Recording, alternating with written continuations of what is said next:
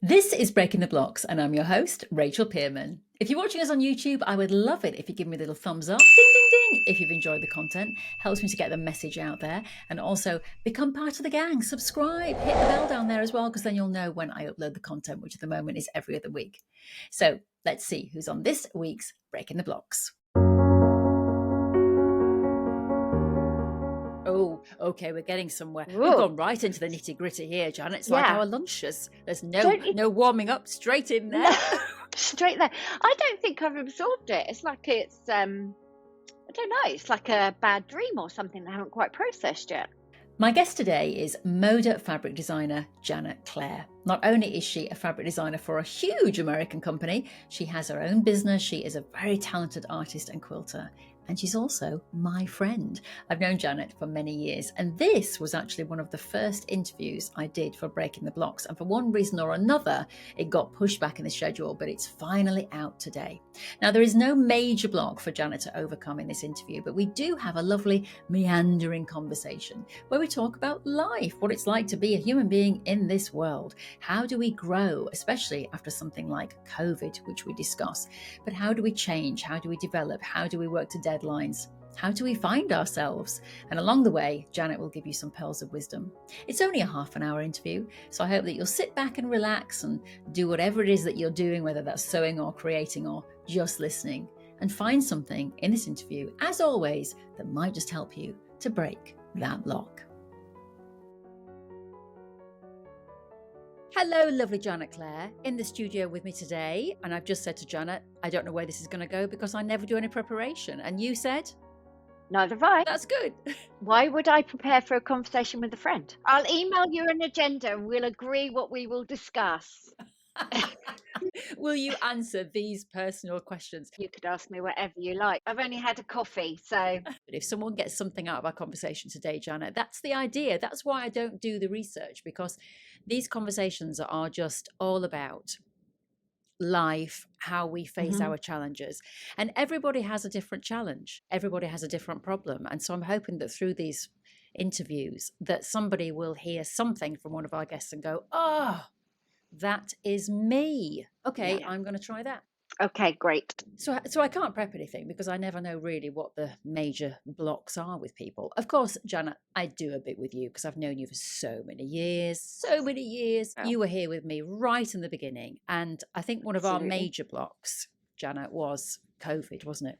And that was when we really sort of came together, and you were amazing in that time because, I mean, you were responsible for me running my first ever club, which was the Take 3 Club. And you came up with the idea and said, why don't you do this? I think that's very mutual because we all you got everyone together on Zoom, which I'd never heard of before I had a meeting in my calendar. It was like we've just got to rally round. And I think there was that real sort of team spirit, wasn't there, when we at the very beginning, March 2020, it was like, right, how are we going to help? And we know how important crafting and being in a community is for people. So I think we started a lot for ourselves, and then with the hope that it would help others. But yeah, I think it was mutual. And it's always good to have somebody to bounce an idea off. Well, we did bounce ideas. I do remember us actually measuring, didn't we? We say, where does the camera need to be over our hands? And we had to tape measure. And we're all ordering the same tripody thing off Amazon. Yes. Whoever sold those must have think, what is going on? I've got, I know. 8 orders in 3 seconds for the same thing. What's happening? Literally, it was like that. It's so surreal. I was at the Science Museum with Henry on Sunday. It's my youngest. And there's a COVID exhibition there. And it's just like It's in history. It's now been neatly packaged up into an exhibition at the Science Museum. And it was very interesting, but it's so surreal to see it. I don't feel that separation from it yet. Do you? Oh, no, that's in. Oh, okay, we're getting somewhere. Ooh. We've gone right into the nitty gritty here, Janet. It's like our lunches. There's no warming up, straight in there. No, straight there. I don't think I've absorbed it. It's like it's I don't know, it's like a bad dream or something that I haven't quite processed yet. That's interesting. Don't you think? Do you think you've just boxed it up and moved on? Well, I really feel that although it was a virus that overtook the world, took over the world and shut the world down. Hmm. So, yes, there is a physical thing that happened to us all. Yes. I think there was also a very interesting, I mean, I'm going to use the word spiritual, but you could call it, I don't know what else you'd call it really, but just for people who think, oh, I'm not into that kind of thing, spiritual. But I think there was a Energy. movement, there was an Energy. energy, there was a mindset shift, Hmm. there Yes, was this is true. something that happened to the collective. And when I say the Yeah. collective, I mean everybody on this planet, because I believe that we are all connected in Hmm. some way, although our energy levels are different. But I really feel that although it was a disease that stopped the world, it was almost like we were all given that reset button. We were all given that Yes. chance to Hmm. stop and look at our lives and think, what do we want and how are we going to come out of this? We didn't Well, stop. Maybe well, that's part of it. We didn't stop. We just constantly pivoted, and we'd only just come out of Brexit. And I don't want this to be a moan fest at all. I'm not moaning. And I agree what you say. And I've learned a lot of valuable skills. And we've built up a very loyal audience because we were there and we remained consistent. But I don't think I've actually stopped, had time to sort of process. I don't think it's gone away in the world. I mean, it's amazing how many of those little tester things I'm seeing popping up again on Instagram and people have been struck down by it. So it's definitely Hmm. not gone away. But I think obviously they couldn't keep the world shut. But let's talk about what it's done to us then as people, Janet, because I know you just said there, we kept going, we kept going, we kept going. And yes, we did. But I think we were also innovating and coming up with new things, which was Yes. interesting. Yes. I feel in the last 3 years that I have really gone through a huge learning process and gone through lots of challenges. But I think partly some of that has been kind of karmic cycles in my life that have always repeated the way I've dealt with situations, the kinds Okay. of people I've attracted, the kinds of people I've had friendships with, and realizing what those patterns were in my life and thinking, I don't want to do those things anymore because they're Okay. not good for me. They're not Hmm. working for me. And I really feel like the old Rachel, it's like that Taylor Swift song. Oh, I'm sorry. Rachel can't come to the phone right now. Why? Because she's dead. And I do feel like the old Rachel in COVID times and pre COVID has now been put to rest. And there's a Okay. new person Hmm. emerging. I know. What do you feel, Janet? Do you feel you're still stuck in this journey somewhere? Or do you feel you're not on a journey? Do you feel you can't get on the road? Or are you on the road and coming to the end? Where are you in it all? Because I know that it's affected you deeply and there's been lots of change for you. No, we're definitely still on a journey. So no, I think I always do keep myself going. I don't ever want to get to the end of something. And I think it's exciting to learn new things and to develop yourself. But, we've got a lot of responsibility, haven't we, running a small business? And you've got to be authentic and enthusiastic for people who are relying on you to motivate them to do their hobbies and see the importance of giving themselves that time. So yeah, I'm very much work in progress, which I think we should be actually. I think we are quite reflective and yeah, I don't think there's nothing negative about that. Yeah, we just keep going. But I think you're calmer than you used to be. Way calmer. Way calmer. It's Yeah, just I like am. Yeah. what it doesn't matter. Like, it No. really doesn't matter. We've seen, you in particular, you've seen the worst of it, Mm. and doesn't matter. And I know you and I we've talked about our families quite a lot and the difficulty in, I think a lot of people have generational difficulties in their families. I was talking to one of my lovely guests recently and she was saying, our parents really were told by their parents, don't cry, don't show emotions, Yeah, get yourself together, get out there, yeah, yeah. and I think that did have a huge effect on us as children because I don't know why, as children, we were wanting to probably show our emotions more, maybe than they did. Or I don't know, but or where we felt like we should be showing our emotions, whereas our Yeah, parents kind of yeah, did yeah. agree with, okay, I'll shut up. So we There, started to say, well, no. there is a conform. You had to conform, didn't you?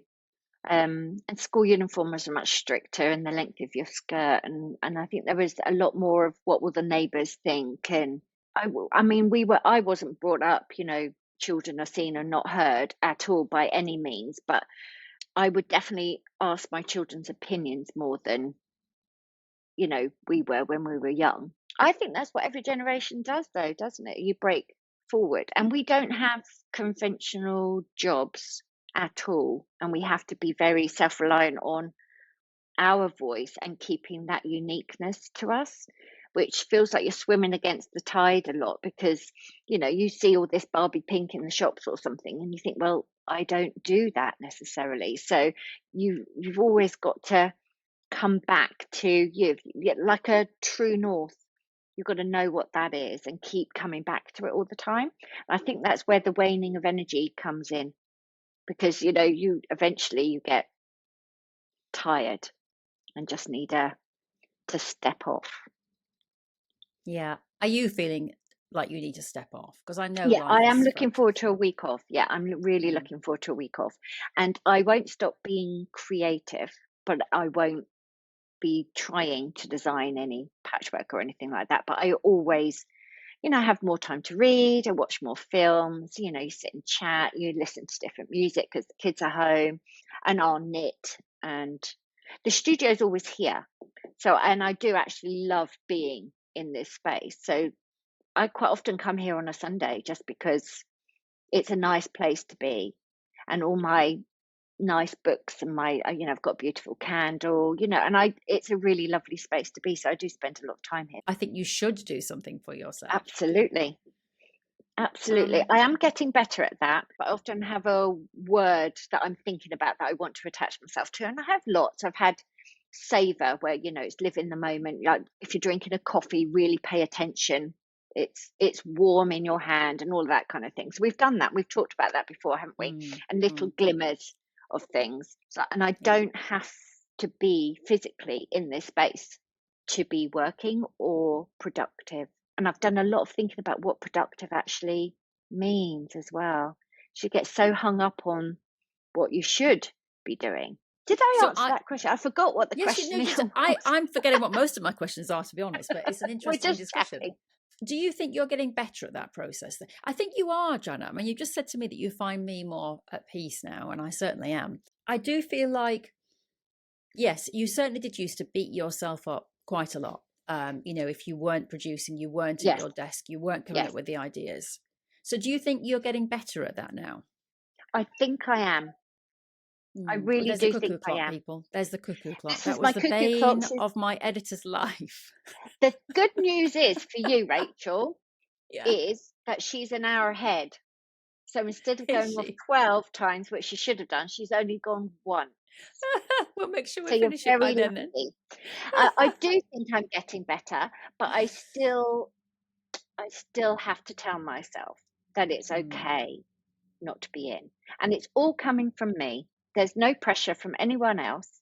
It's all coming from me. So I think I am getting much, much better. Where did that come from? That I have to be at my desk. I have to do this. That kind of forcing Janet to do these things, and feeling this pressure, and feeling this guilt for not being at her desk. Where did I that come from?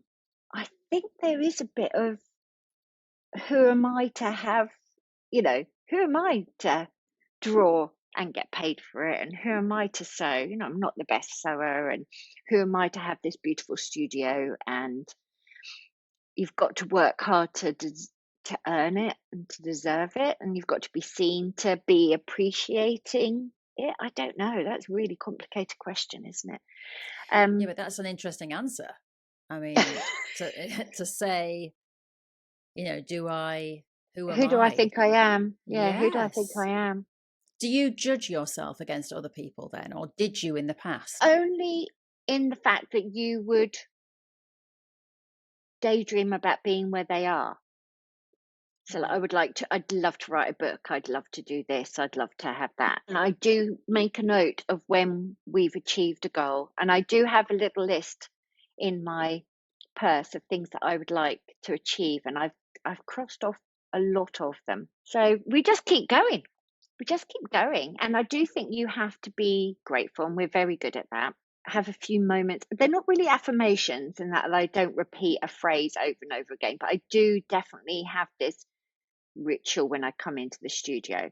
And when I'm tired or when there's a big deadline, that starts slipping. So I know I need to bring that back. I need to sit down and do some drawing in my notebook and do a little journaling, light the candle, have a moment. And when I'm tired, that slips. But it's also, how could nothing keeps going 365 days a year.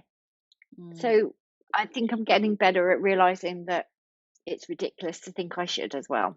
Yeah, exactly. Yeah, you cannot keep going at that pace, can you? Because you'll just burn yourself out. Yeah. Yeah, and it won't be good anyway. It won't be good anyway. With your lovely free motion that you do, because of course we all know Janet Clare for her, another part of your business, and you is definitely the free motion, and your lovely drawings that you do, because I see that for you as well as very much a meditative process. There is something about letting yourself settle in and something you're very comfortable and safe doing. So that would be the free motion. I would write my name, I'd write a phrase, I'd draw some faces, and I'd start doing houses and things. And it's a ritual again, isn't it? Like you've got to come in and sort of center yourself and give yourself that time just to sink into it.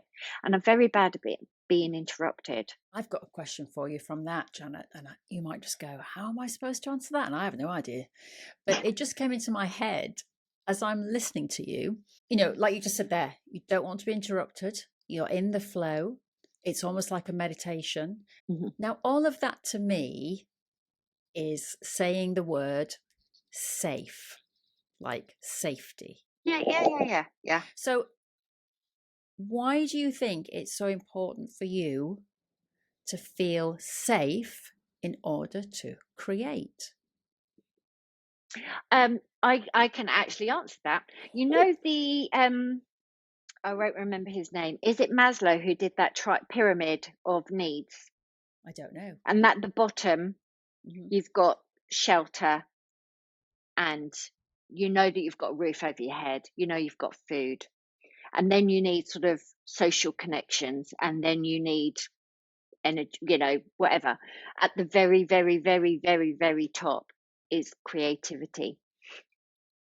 So everything has to be in place. So if you wake up and, I don't know, you've got a headache or you're worried about something, or I don't know, the Wi-Fi's down or you haven't got any lights or something, even though I'm completely spoiled and you haven't got anything to worry about compared to millions of people on the planet, your little safe pyramid is not quite lined up. Yes, that makes total and you sense. can force yourself to, I mean, I'm a professional. They say, you know, waiting for inspirations for amateurs. We haven't got that luxury. Like if you had a migraine, you have to turn up for this podcast because you've promised me that you're going to be here. I cleared my morning to talk to you. And although we're friends, that's kind of got to be it because you need the content. You can force yourself through it. If you force it, it's never going to be the best. So there's a very delicate little operation. It's like, I've never been hungry. I've always had a safe roof over my head, but still you have to have enough of that pyramid stable too. And a lot of people struggled in lockdown, didn't they? Because you're all right, you're in your nice, comfortable house. And we were talking on Zoom, and yet we're still very, very unsettled. Like we're surrounded by everything, all the things that you said you were going to get to, all the films we said we were going to watch, all the books we said we were going to read, the gardens that we could be tending, completely spoilt rotten. And yet it was very hard to center yourself. Yeah. It's like the little gold dust right on the very top. I saw a great quote the other day, actually. I know you love your quotes, Janet, because I loved yours. I loved yours about, I'll never forget this, when you said authenticity is magnetic. I mean, that's just 3 words that are absolutely true in life. Authenticity is magnetic. You can fake things and you can be false and you can do all sorts of things. You will attract all of that into your life, and eventually it will all fall away because it's not built on anything.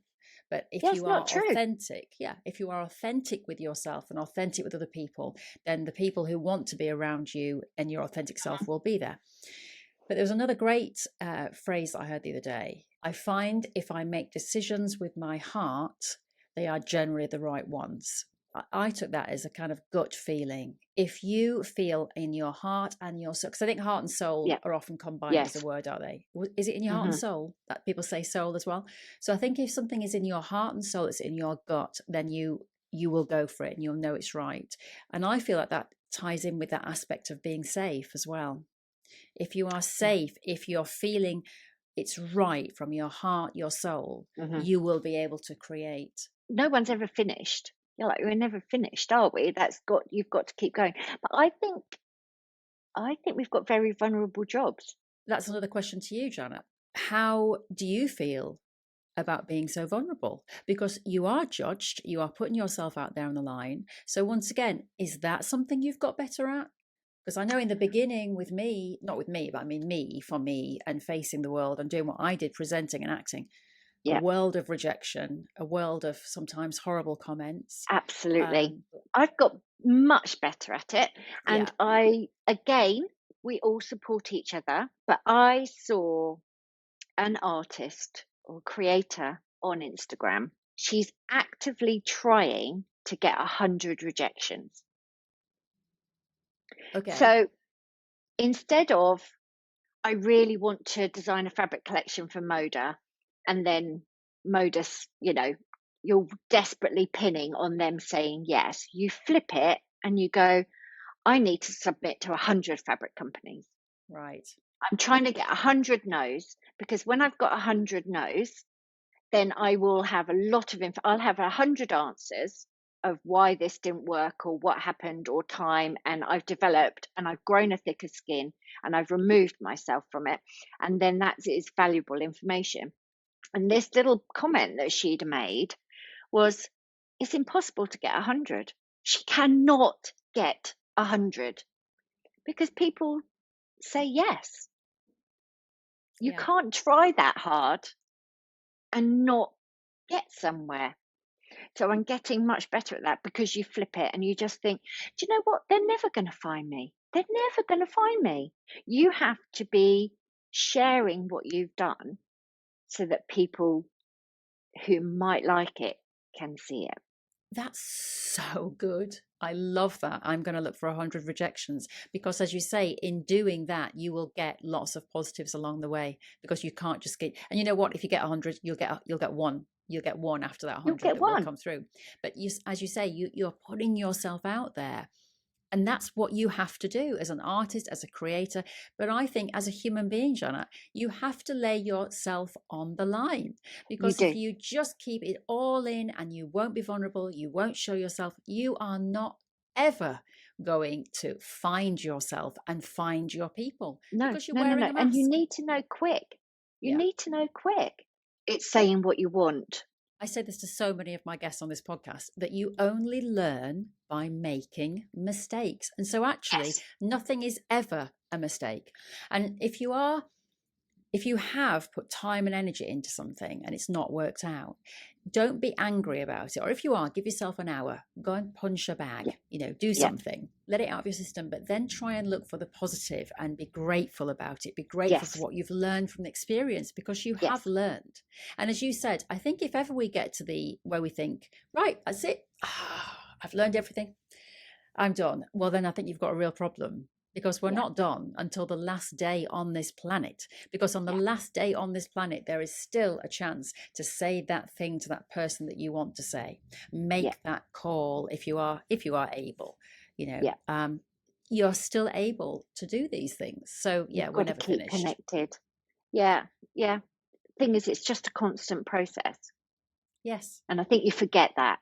But yeah, Yeah. that switching around so that you're okay to make, like, show yourself. No one cares. No, I think that's another thing that I've read along the way, that we're all sitting there thinking that everyone is caring about what we do, and they're not. They're caring about themselves. No No one one's really even cares looking about at what we you. do. No, No one's exactly. even looking at you. And if someone doesn't like your work, Janet, they would look at it and go, oh, don't like that, and immediately walk away. They're not going to go, oh, don't like that. Now, why don't I like that? Well, I don't like this and I don't like that. And oh, I'm actually going to sit and look at it for another hour. So because I really don't like it. And then I'm going to tell Yeah, Janet Clare I don't. yeah. People generally don't do that. No, Um, it's like so, slices of cake. I explained this to my boys when I know somebody at school didn't like them or something. But okay, if I go and bring you a slice of cake home, you're just happy that you've got a slice of cake, right? Doesn't matter what it is. You don't ask me what other cakes were there that you didn't pick for me. You're just happy that I brought you home chocolate cake. If I take you to the baker's, you're going to go up and down and agonize over which one you want. And eventually I'm going to say, decide now, or, we're not having one. You've got to choose. But any one of them is all cake. It's all cake. yes, It's all cake. it's all cake. It's all cake. So there's really no drama. Yeah. I look at, I don't know, Kay Fassett. I think his fabric's amazing. I think his quilts are amazing. But they're his quilts, they're not mine. And you can't be him. Exactly. No. I And was why thinking, would you even try? Why would you even try? but I want to ask you, Janet, this is a very big question. So Goodness we me. know who Janet Clare is a bit more now because I've had the interview with you. But we know when we see blues and browns and little drawings, we know Janet Clare. Is Janet Clare ever going to produce something in shocking pink? I do blues and indigos, and I keep coming back to them, and I absolutely adore them. We went for a walk with the dog, and it was late summer, and a lot of the English flowers in late summer, sort of asters and Michaelmas daisies, cyclamen, and they're all that sort of pinky lilac-y type colour. And then we get to the park, and there's a chocolate Labrador called Muffin, and he's got a lilac collar on. So I had chocolate brown and lilac and pinks. And I came to the studio, did the whole light the candle, make a coffee, sit down with a sketchbook, and really just try and center myself. Started playing with sepia ink, got some lilac-y paint on the go, and painted that one flower. Yes. That flower. Yes. Yes. And I thought, I really like that. I really like that. And Moda had first refusal on my designs. And Moda said yes. So we've now got pinky, lilac-y, brown. And what's happened is that, all right, some of my core audience who only want me for indigo may think, oh, I don't want that. But it's introduced me to other people. And that's really exciting. It's very nervous. It makes you very nervous because it's not so safe. That's brilliant, Janet. That's brilliant. Yeah, it's a shocker, isn't it? I'm speechless. You are shook. You're shook. physically shook. No, that is amazing. I was not expecting that. But I think also, I will say, Janet, that you are now blooming lovely.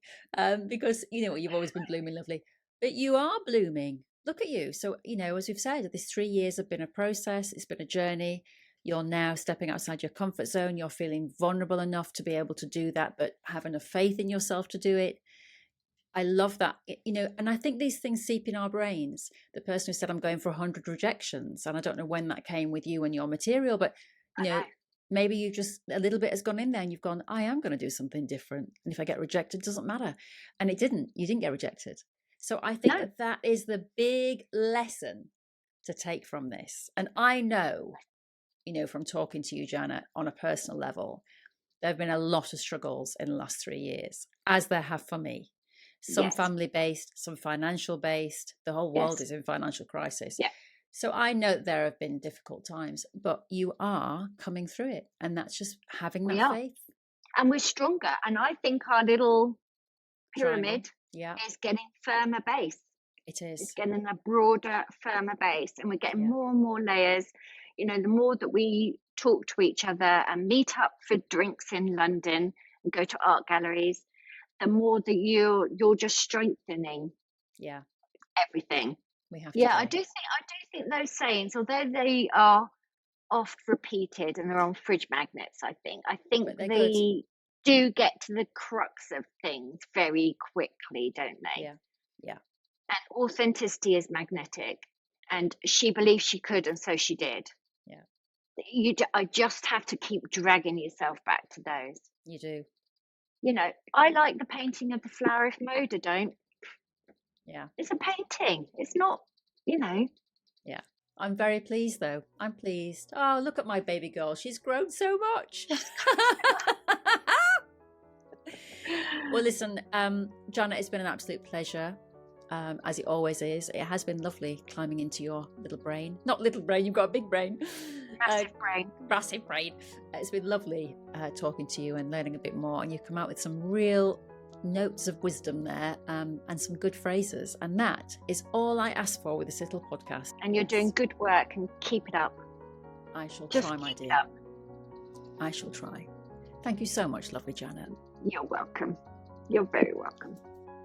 Just before you go, lovely listener, can I ask you a favour? If you have a friend who you think would enjoy listening to this podcast, would you mind please telling them about it? It helps me to spread the word, and you never know, they might get a life lesson out of it, or at the very least, just have a lovely 40 minutes of relaxing time for themselves. The second thing to say is that if you have enjoyed this, it would really help me if you would give me a little quick like or a comment, especially if you're listening on one of the podcast platforms. It just means that when anybody lands on the page, they can see that people have reviewed it, they've liked it, enjoyed it, and got something out of it. So if you wouldn't mind leaving me a review, that would be amazing. And the final thing to say is that if you are a business and you're thinking, how do I get my message out there? Well, you could do it on this podcast. All you have to do is reach out to me, rachel@breakingtheblocks.com. The details are below in the box. Thank you so much to everybody for listening and enjoying and saying the lovely things that you're saying.